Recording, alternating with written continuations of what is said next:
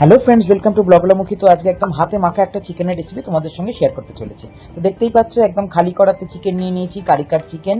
তার মধ্যে কিছুই না, পেঁয়াজ কুচি, আদা লম্বা লম্বা করে কুচোনো আর গোটা রসুন একসঙ্গে নিয়ে নিয়েছি। একদম বেশি কিছু মশলাপাতি না, এই নুন নিয়ে নিলাম, এই একটু তোমার হলুদ নিয়ে নিলাম, আর একটুখানি তার মধ্যে কিন্তু প্লেন লঙ্কার গুঁড়ো নিয়ে নিয়েছি। বেশি কিছু মশলা কিছুই হবে না। এবং তার মধ্যে কিন্তু একদম স্পেশাল তোমাদের বলেছিলাম অল পারপাস ভাজা মশলাটা দিয়ে জাস্ট কয়েক চামচ সর্ষের তেল আমাকে দিয়ে দিতে হবে। আমি এখানে 4-5 চামচ সর্ষের তেল নিয়েছিলাম। তো একটুখানি তেলের পরিমাণটা বেশি দিলে ভালো হয়, কারণ জল ছাড়া রান্না হবে। তো এবার ভালো করে কিন্তু হাতে আমি মেখে নিচ্ছি, একদম কিন্তু চটকে চটকে মেখে নিতে হবে। দেখো সুন্দর করে কিন্তু মাখা হয়ে গেছে, সুন্দর একটা রং এসছে।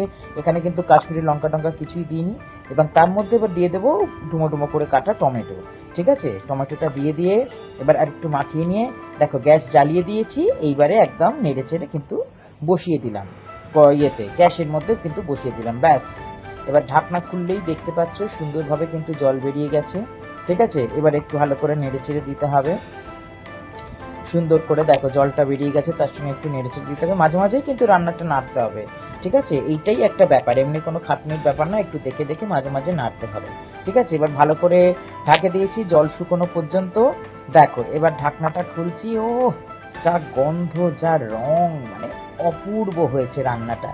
জলটাও একদম পারফেক্টলি শুকিয়ে গেছে। দেখো সুন্দরভাবে আরেকটু নেড়ে চেড়ে নিলাম, কত সুন্দর রং ধরেছে, কত সুন্দর রান্নাটা হয়ে গেছে। কে বলবে শুধুমাত্র হাতে নাড়া হয়েছে, এটাকে হাতে একটু মেখে নেওয়া হয়েছে, আর কিছুই নয়।